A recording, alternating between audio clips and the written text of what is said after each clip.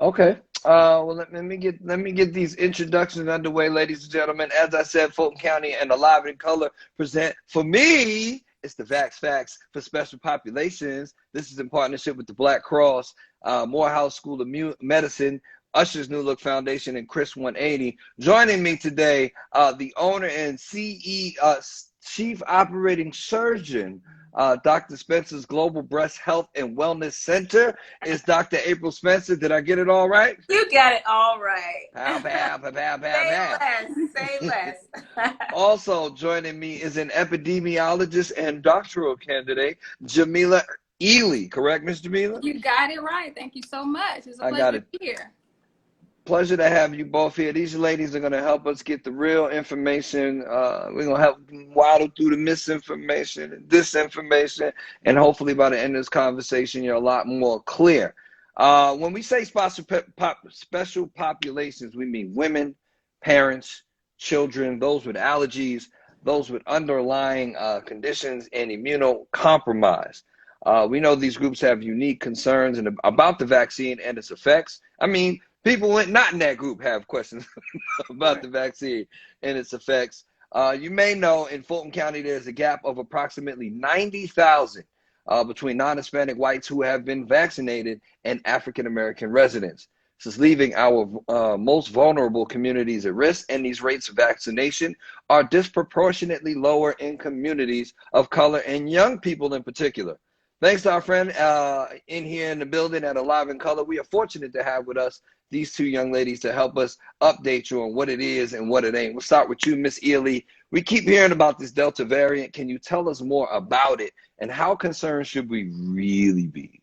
Absolutely. So as, of course, the world opened back up, we have more people out and about. COVID, of course, is a respiratory virus. So the more COVID spreads and circulates in the population, the more it replicates and undergoes changes. These changes result in what we call mutations. So the mutations lead to more dangerous variants being formed. So that's how we got the Delta variant has become the more dominant variant. So prior to, say, around May, the variant that was more populous was the Alpha variant. So Delta was present at about 1% of cases. We now see the Delta variant in about 82% of our sequenced cases. So the reason this is a major concern is because the Delta variant is 50 to 60% more transmissible. If a person does become infected with the Delta variant, they have 1,000 times more virus within their nasopharynx or their saliva, making it easier to pass on to other people. And so we know that if you're able to pass it on to more people, with it being a more dangerous variant, it's much more likely to cause severe illness. Okay, Ms. Ealey, the vaccination gap between Black and white residents in Fulton County is over 90,000 people. Why do you think we're experiencing this gap in the vaccine acceptance in our community? Sure. So this gap is driven by a few things. So, of course, access. It's challenging if you do not have access to internet or a mobile phone to be able to schedule appointments. We have structural inequality. So if you're in a community and you do not have access, or a testing site or vaccine site is not available, you have to take a bus 4 or 5 hours just to get the vaccine and come back. That's problematic. We also have misinformation that's being, of course, shared on social media, which leads to even more hesitancy. And a big part is medical mistrust. So we know that our Black communities, especially African Americans, there's a long legacy of discrimination, exploitation, and mistreatment when it comes to the medical community.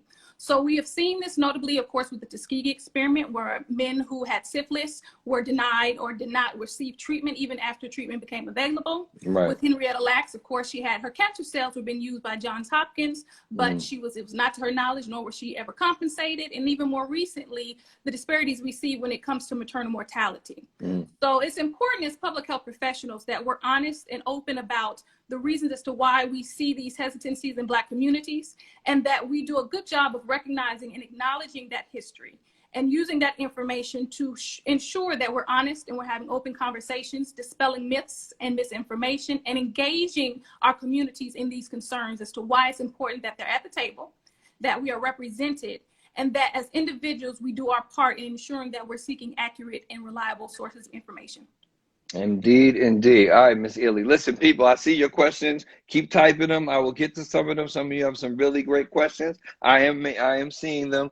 Dr. Spencer, like we talk about special people or special needs people or special groups, so to speak. Sure. What should cancer patients and survivors know about the risk of getting vaccinated? Do we know anything about the vaccine safety for this group? And what are you recommending to your patients? Yes. So as a surgeon that specializes in cancer and a scientist, it's extremely important that our cancer patients who are considered compromised consider having a conversation about getting the vaccine. The vaccine can be given to them very safely. And the bottom line is, if someone with cancer or has an immunocompromise, meaning their immune system doesn't work as well to fight off viruses and other infections, they are more likely to be hospitalized and often more likely to have complications from their hospitalization and from contracting COVID. So they can do it safely. The only thing that we recommend differently in breast cancer patients is just to make sure, if you're going to get a mammogram, whether you've had breast cancer or not, but if you're scheduling a mammogram, just to make sure that you get that mammogram 4 to 6 weeks after the vaccine, because sometimes the vaccine can cause expected swelling of the lymph nodes that can look like an abnormal mammogram or look like a recurrence of breast cancer.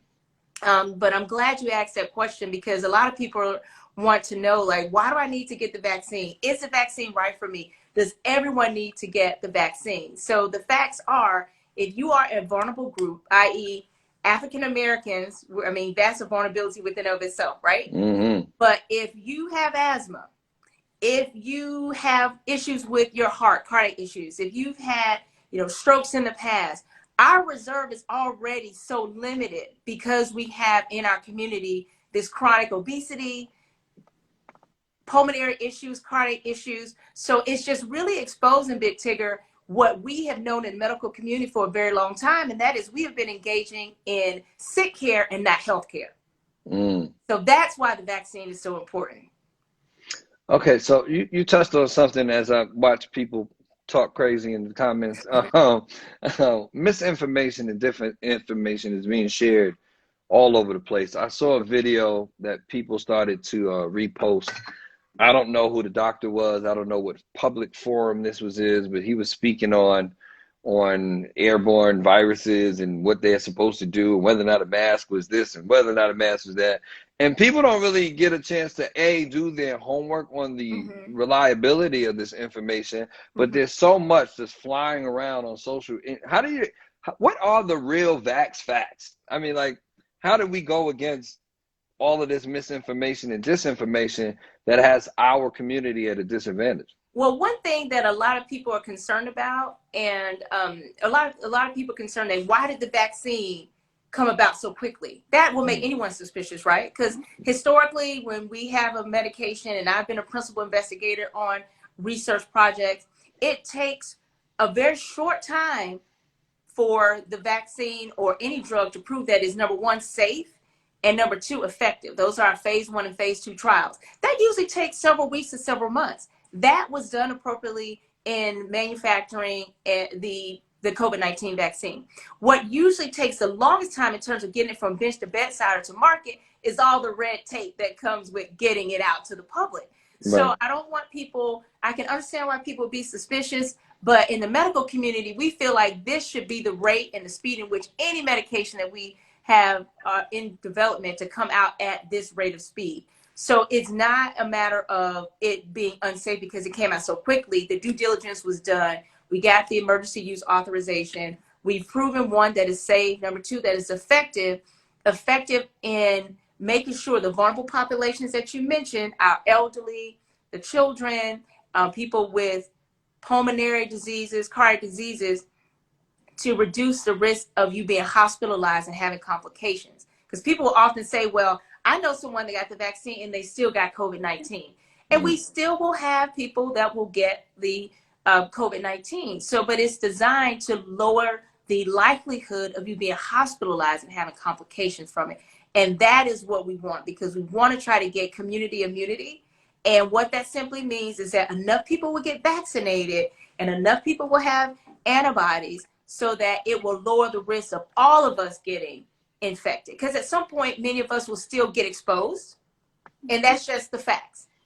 There will be a great majority get exposed, but not everyone will have a problematic course, i.e. hospitalization, being on a respirator, those things that we worry about in the Black community. And no one is going to advocate on our behalf like we're going to advocate on our behalf. And that's why I'm here today as a surgeon and scientist. She's here today as an epidemiologist. Like, listen, you can trust us. We look like you. We sound like you. We grew up in the same communities, and we care about you. And no one is going to come to bat for our people like our people. So I'm so glad you put this together. And our goal is just to make sure that people get the facts about the vax to make those informed decisions if the vaccine is.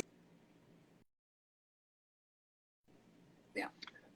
I would just add to that point too, just I think a key thing is people think that vaccines are 100% effective. And in the history of vaccines, no vaccine is 100% effective. From the perspective of public health, protective measures are intended to be additive, so they're layered. So when you do things, it's about making sure you're taking each and every measure. As you add on those measures, you increase your likelihood of reducing your chances of getting the virus. And so it's really a matter of risk versus benefit and seeing how that fits in terms of having increased risk of the virus as well as the long-term effects of the virus versus the benefits and those minimal risks that are associated with the vaccine. I'm glad she brought that point up, because anytime you take a medication, you have a risk of a reaction, whether it's big or small. And so when you take birth control pills, you have risk of blood clots. When you take aspirin, you have a risk of Stevens-Johnson syndrome, when your skin sloughs off. But most of these risks don't happen, but the benefit of protecting you and your loved ones, these vulnerable populations, outweigh the small risk of the vaccine. Okay, so we had this conversation amongst us this morning, and Miss Basketball is lurking somewhere in here. What up, Miss Basketball? Off mic this morning amongst the Big Tigger morning show, we had this kind of question. The vaccine, I think, was presented to the public as a way to expedite herd immunity, and then when you hear herd immunity to us who aren't scientists means the more people have it, then we'll all be immune to it. You won't be able to spread it. You won't be able to catch it. And now the update to it all about, in particular with the Delta variant, is that yes, you can still transmit it. Yes, you can still catch it. It's just that the symptoms aren't as bad after you catch it. But I think we all thought getting the vaccine was a means to end the virus. Like, everybody I can't give it to somebody, I can't catch it. Why wasn't that? I don't believe it was properly explained to the public. Sure. So I'll start. I think one of the things that's important to understand is how we get to community immunity or herd immunity. So in order to get to that point, we have to have a large enough percent of the population that has become immune to a particular virus. And the way to reach immunity is through either vaccinations and or protective immunity that is developed after someone may have gotten the virus and become infected. Okay, so once that happens, the idea is that a combination of those things help to reduce the spread, because you have enough people who are immune so that those who are more vulnerable, who cannot necessarily take the vaccine or have immunocompromised conditions, they are not much at risk because you have such a lower concentration of the virus that is present. I think one of the big issues that happened is that we began acting as though we had enough people who were getting the vaccine. And you had people who were not getting the vaccine, and everyone was behaving as though everything was normal and that we no longer had a virus. And so we began acting as though we had herd immunity when we didn't. And so because of that, you saw continuation of the virus circulating, various variants coming together. And so now we have an even more dominant variant that is even more transmissible. And so it was a combination of things that could have been done differently that resulted in us never really getting rid of the virus, but we were behaving as though we had, and we saw an increase in the circulation of the virus. Okay.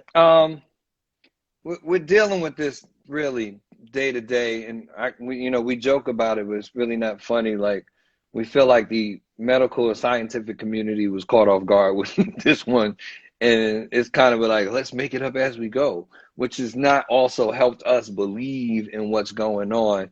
For the person in here who is watching, listening, who's on the fence about getting a vaccine, there are some people who be like, well, if you get the vaccine, you can still catch it. What's the point in still getting it? Answer those people. Sure. So to answer those people, and a lot of my patients ask me the same thing, and not all my patients are in a vulnerable risk category. And the bottom line is, the more we protect ourselves, we protect each other. And the goal is to make sure that people are getting vaccinated to lower the complications. If you lower the complications, you're helping to lower the mortality and the death rate. And so again, the goal is to try to not only protect yourself, but protect others. So someone may say, well, I get the vaccine. What if I still get COVID-19? Like, what's the point?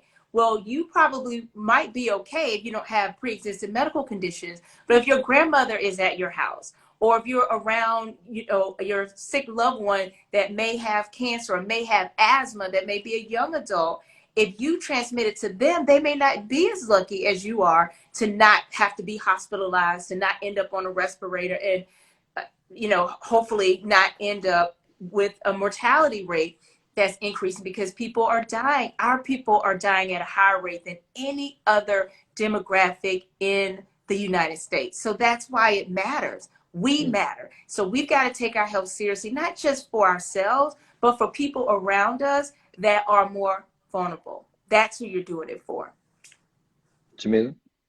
Absolutely. I would agree with that. I think one of the key things I typically equate it to smoking. As we saw, historically, people smoke any and everywhere. You go to the restaurant, etc. You would see people smoking in their homes. Well, what we found is that there are people who never smoked a day in their lives that end up getting lung cancer. Because what that tells you is an individual's behavior was not only impacting them, but it could impact you. And so, as Dr. Spencer noted, I don't think we often think about the ramifications of what happens when we see this increase. So if you have an overwhelming number of people with COVID in hospitals, there's a lot of resources that requires. And so in hospital inundated with COVID patients means that they have minimal resources to address some of those other things that we know happen in the course of your everyday life. And so that burden affects us as a whole. And so for people who decide they may not want to get the vaccine, it's important for you to understand that everything you do does impact yourself, your family, and your community. So make sure that you're still using protective measures. We do know that masks do serve a layer of protection. Social distancing is still very much important. And so it's important that you look at your individual self, but also understand how what decision you make impacts your society, because it's certainly one of those type of viruses that goes beyond just the individual. Okay, I want to read this because there are people like this everywhere. And while these women and their government are pushing this without any true explanation, the cops, okay, those are two different things, sir. I understand your anger. I am a black man. We are dying disproportionately in the hands of police. That's not what we're talking about right here. And They're two completely different I have a young situations. son. So, yeah. So what I want you to also recognize is the black girl magic happening in here. Both of these women are specialists. They are experts in this particular situation, and we're happy to have them here. I'll get you both out of here on this. Yeah. There are, what we're seeing, California made it mandatory for all staff and students to wear masks in the whole state. AEG came out this week and said if you go to any of their events, i.e. Coachella, any of these big festivals, you would have to either present your vaccination card or be tested. Lots of people aren't happy about that. And do you see that trend continuing? And is it a good trend? I do see the trend continuing. We're seeing it at the hospitals, at several of the hospitals that I do surgery out of. They're now making it a requirement that all the workers have to be vaccinated in order to take care of patients. I'm not a huge proponent of mandating that we require everyone to get the vaccine, because it's just not appropriate. I'm so glad that you mentioned that it's appropriate for certain risk groups, certain populations of people. And so we just have to try to be more selective. But you know what, Big Tigger, sometimes it's hard because this is a public health issue. And Jamilia, this is her area of expertise. She'll tell you when you have to make decisions for a mass number of people, oftentimes the good do have to suffer with the bad, unfortunately. And so we got to just be mindful, again, of people around us that are more vulnerable. So to answer your question, we do see it trickling down where there will be a lot of organizations that will require the vaccine, and you're just going to have to, they're going to have to go back to your vax facts and hopefully make the best decision based on the information that we share with them today. And we care, and our public health organizations care. We just want the best for the greater the good, and especially for our people, because our people are the most vulnerable, and we're dying at a higher rate and having more complications than any other group of people. Amen. Absolutely. Spiritual worth, I agree with that last statement that the government should be establishing trust, but that's going to take decades for our community. For sure. Just Yeah. keep it a million. Absolutely. Another person had a question that I think I'm going to answer, even though if you please tag on really quickly. Kirsten said, why are no one pushing being healthier to build the immune system? I think we are pushing that, but as a community, traditionally, historically, we aren't the healthiest people. And that has a lot to do with medical mistrust and us just not taking care of ourselves. All types of socioeconomic other things that factor into that. But we don't have that time for everybody to get healthy. Yeah, absolutely. But I'm glad behavior change is difficult. Anyone who's worked in healthcare, especially if you've worked in infectious, ensuring that people change their behavior is a great idea, but actually being successful in having people change their behavior is a challenge because there's so many different components, but it's oftentimes easier said than done. But we do know that having a healthy immune system certainly puts you at a better perspective and better trajectory when it comes to overall health and being at risk for other types of things. But behavior change is challenging. Yeah, but you know what, Big Tigger? That's why these forums that you're doing, having surgeons, scientists come on and have these conversations, because I feel like change happens when we have a conversation. Absolutely. And COVID within of itself is just really exposed. Again, we've been engaging in sick care, not health care. And a big part of health care is wellness. And so our goal is to make sure that we're not just having conversations about COVID, but why are our populations more vulnerable? Because we have a higher rate of obesity, a higher rate of asthma, diabetes, hypertension. So yes, it is a format to have these conversations about us getting healthier so that we will be able to sustain when we are challenged, when our immune system is challenged with viruses. Yeah. All right, ladies, I thank you for your time. We went extra and I thought it was necessary, so I didn't have a problem with it. So much. Again, Dr. April Spencer, she's here to answer any questions. There were a couple people asking about when and where they can get themselves and their kids vaccinated. I encourage you to hit her up at Dr. April Spencer. Jamilia, do you want them to hit you too? Yeah, absolutely. Please hit me up. I'll stay on as well. I don't know how this works. If I leave, y'all might get kicked out. So y'all I think we can turn our get kicked out. Y'all might have to squad up and then people come see y'all. We'll do that. Jamilia is at Jazz, JAZZJEM, Jazz Gym. So if they get kicked out of this conference, if I leave and they gone, you can still find them. Okay. Ladies, I thank you so very much. Thank you. Congratulations and much love, honor, and respect for you achieving the things that you have achieved. Likewise as well. And thank you for dropping these facts on them tonight. Facts. Thank you for the platform. We appreciate you.